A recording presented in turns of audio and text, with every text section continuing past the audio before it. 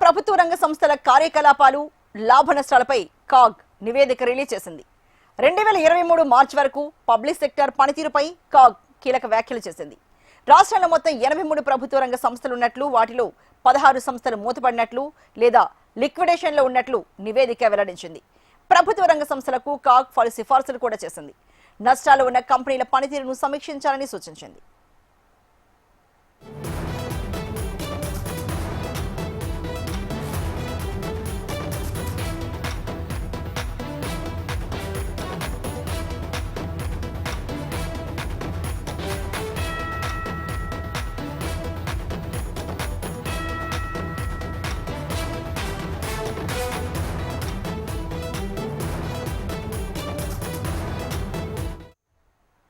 ఈ దేశకు సంబంధించి మరింత తాజా సమాచారాన్ని మా ప్రతినిధి ప్రేమ్ అందిస్తారు. ప్రేమ్, మరి తెలంగాణ ప్రభుత్వ రంగ సంస్థల కార్యకలాపాలు కావచ్చు, లాభ నష్టాలకు సంబంధించి కాగ్ నివేదిక ఎలా ఉంది?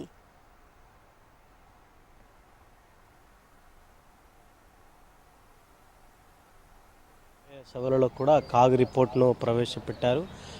దానికి సంబంధించి ఇది ప్రతి సంవత్సరం బడ్జెట్ ప్రవేశపెట్టిన తర్వాత సమావేశాల్లో, బడ్జెట్ సమావేశాల్లో ఖచ్చితంగా కాగ్ రిపోర్ట్ పెట్టాల్సి ఉంటుంది. దాంట్లో భాగంగానే కాంగ్రెస్ ప్రభుత్వం కూడా దానికి సంబంధించినటువంటి కాగ్ రిపోర్ట్ను ఏదైతే శాసనసభలో సభ్యులతో పాటుగా మీడియా మిత్రులందరికీ కూడా ఇవ్వడం జరిగింది. దాంట్లో ప్రధానంగా ఒక 6 అంశాలను తీసుకొచ్చింది కాగ్. ఒకటి, తెలంగాణ లైబ్రరీ సెస్కు సంబంధించి 324.96 కోట్లు సరిగా వసూలు కాలేదనే ఒకటి అంశమైతే, రెండవది అర్బన్ లోకల్ బాడీస్కి సంబంధించి భారీ ఆర్థిక లోపాలు ఉన్నాయని చెప్పి కూడా కాగ్ చెప్పడం జరిగింది. ఇక జిహెచ్ఎంసీ టిప్పింగ్ ఫీజుకి సంబంధించి కూడా 47.77 కోట్లు ఇప్పటివరకు ఇంకా వసూలు కాలేదని కూడా వారు కాగ్ రిపోర్ట్లో పొందుపరచడం జరిగింది. ఇక సాలిడ్ వేస్ట్ మేనేజ్మెంట్లో భారీగా లోపాలు ఉన్నట్లుగా కూడా కాగ్ గుర్తించింది. ఒకటి, చెత్త వర్గీకరణకు సంబంధించినటువంటి అంశమైతేనేమి, మిక్స్డ్గా ఉన్నటువంటి చెత్త రవాణా, డంపింగ్ జరుగుతున్నట్టుగా కూడా ఆడిట్లో వెల్లడైంది. ఇక వ్యర్థ సేకరణలో రాగ్ పికర్స్కు ప్రభుత్వం సహకారం లేదనేటువంటిది ఇంకొకటి. ప్రధానంగా జిహెచ్ఎంసీకి సంబంధించినటువంటి అంశం, ప్రాసెస్ చేయని చెత్తకు 313.20 కోట్లు చెల్లింపులు జరిగాయని చెప్పేసి కూడా వారు పేర్కొనడం జరిగింది. ఇక డ్రై వేస్ట్ ప్రాసెసింగ్ జరగకపోయినా వాటికి కాంట్రాక్టుకు చెల్లింపులు చేశారనే దానిపై కూడా చేశారు. మరొకటి, యూజర్ సర్వీస్ ఛార్జీల సేకరణలో కూడా ఇప్పటి వరకు సమీక్ష నిర్వహించాలనేది అంశం ఒకటి ప్రధానంగా దాంట్లో పేర్కొన్నారు. ఇక పర్యావరణం ప్లానింగ్కి సంబంధించినటువంటి అంశంలో ఎన్విరాన్మెంట్ ఫండ్ ఇప్పటి వరకు కూడా ఏర్పాటు చేయని కన్సెషనర్ అని ఒకటి, ల్యాండ్ ఫిల్ సైట్ల కోసం కూడా భూముల కేటాయింపు, 50% కంటే ఎక్కువ చెత్త ఓపెన్ డంప్ యార్డ్స్లో పడేయడం లేదనేటువంటి కూడా మరొకటి. ఇంకోటి, కన్స్ట్రక్షన్ డిమాలిషన్ వేస్ట్ దానికి సంబంధించి కూడా C&D వేస్ట్ పాలసీ ఇంకా ఇప్పటివరకు కూడా రూపొందించలేదు ప్రభుత్వం అనేది. ప్లాంట్లు పూర్తి సామర్థ్యంతో పనిచేయని చెత్త పేరుకపోవడం. రెండవది, జీడిమెట్ల ఫతుల్లాగూడకు సంబంధించి లక్షల టన్నుల చెత్త ఇంకా అట్లానే నిల్వ ఉందని చెప్పేసి కూడా చెప్పడం జరిగింది. ఇక మరొకటి, మానిటరింగ్ సంబంధించి కూడా SMW రూల్స్ అమలుపై పర్యవేక్షణ లోపం, వార్డ్ లెవెల్ కమిటీస్ ఏర్పాటు చేయకపోవడం, ఎన్విరాన్మెంట్ ఇంపాక్ట్ ద్వారా దాదాపు 2.29 కోట్ల నష్టం జరిగిందని చెప్పేసి కూడా చెప్పడం జరిగింది. మరొకటి, నిధుల వినియోగానికి సంబంధించి కూడా 37% నిధులు ఇప్పటివరకు వినియోగంలోకి రాలేదని కూడా చెప్పింది. ఇంకోటి, SFWకి సంబంధించినటువంటి దీర్ఘకాల ప్రణాళికలు కూడా రూపొందించడం అనేది. ఇంకొకటి, ప్రభుత్వ రంగ సంస్థలకు సంబంధించి కూడా కాగ్ దీంట్లో ప్రధానంగా పేర్కొనుంది.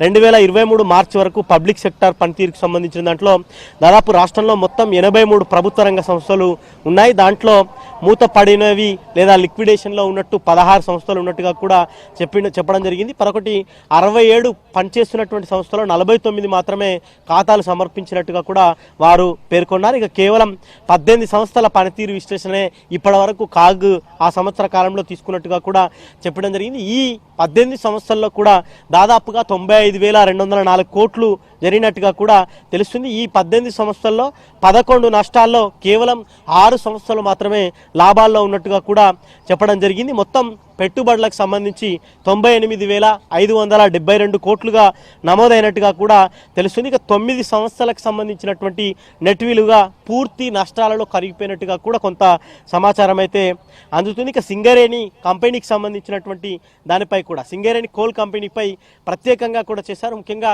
డీజిల్ వినియోగానికి సంబంధించి కూడా భారీ వ్యత్యాసాలు ఉన్నట్టుగా కూడా గుర్తించినట్టు తెలుస్తుంది. కొన్ని ఒప్పందాల్లో అవసరానికి మించి కూడా డీజిల్ వినియోగించినట్టుగా కూడా తెలుస్తుంది. కాంట్రాక్టుల్లో లోపాల వల్లనే కేవలం కాంట్రాక్టుల లోపాల వల్లనే 250 కోట్ల అనవసర ఖర్చు జరిగినట్టుగా కూడా కాగు గుర్తించింది. ఒప్పంద నిబంధనలు అంటే ఒక సంవత్సరానికి ఇంకొక సంవత్సరానికి ఈ నిబంధనల విషయంలో వచ్చేటువంటి సడలింపులు కానీ వాటి ద్వారా జరిగినటువంటి నష్టమే దాదాపు 74 కోట్లు జరిగినట్టుగా కూడా తెలిసింది. ఇక కోలు రవాణాకు సంబంధించి ఒక దగ్గర నుంచి ఒక ప్రాంతానికి ఈ బొగ్గు తరలింపులో దాంట్లో జరిగినట్టుగా 25 కోట్ల నష్టం జరిగినట్టుగా కూడా గుర్తించింది. ఇంకొకటి ట్రాన్స్పోర్టు ఛార్జీలకు సంబంధించినటువంటి అంశంలో కూడా అంటే ఎక్కువగా అదనంగా 1078 కోట్లు అదనంగా వసూలు చేసినట్టుగా కూడా చేయడం జరిగింది. ఇక ఈ వాటన్నిటికి నష్టాల్లో ఉన్నటువంటి ఏదైతే 18 కంపెనీలు 11 భారీ నష్టాల్లో ఉన్నటువంటి వాటికి సంబంధించిన దానిపై కూడా నష్టాల్లో ఉన్న సంస్థలను ఖచ్చితంగా పునఃసమీక్షించుకోవాలి ప్రభుత్వం.